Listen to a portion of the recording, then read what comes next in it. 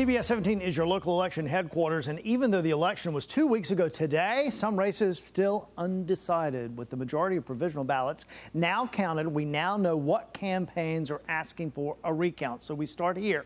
In the race for North Carolina Supreme Court Justice, Republican Jefferson Griffin has asked for a recount after incumbent Allison Riggs, a Democrat, won enough votes to retain her seat on the bench. Now, only 625 votes statewide separate them, which is within the 1% margin, allowing for a recount. Now, this just might remind you of another Supreme Court race that happened back in 2020 for the Chief Justice seat. The election between Democrat Sherry Beasley and Republican Paul Newby also ended up with a recount, and in the end, Newby won that race by only 401 votes. Now, that race wasn't final till December.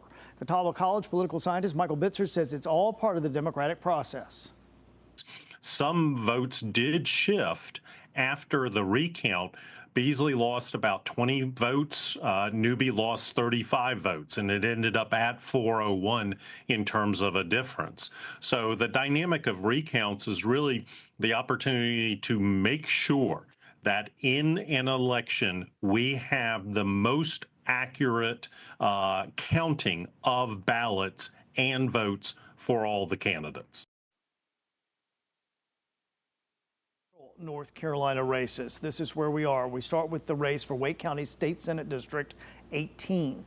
Republican Ashley Adams has requested a recount after Democrat Terrence Everett won that race within half a percentage point. It's half a point for these races. In Nash County's House race, District 25, Democrat Lorenzo Wilkins has requested a recount after Republican Alan Chesser won that race.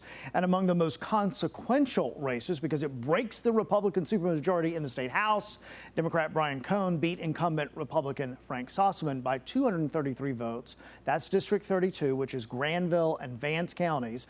A recount has been requested by Sossaman's campaign. Now, this afternoon, I spoke to Brian Cohn about his competitor's request. This race, amongst several others, are well within the 1% threshold, and my opponent is exercising his right to call for that recount. If I was in his shoes, I would do the exact same thing. Leave no stone unturned. So I am confident in the process. I am confident that the results aren't going to change. Our county officials, both in Granville and Vance County, have done a remarkably excellent job of doing their canvass and certifying the election.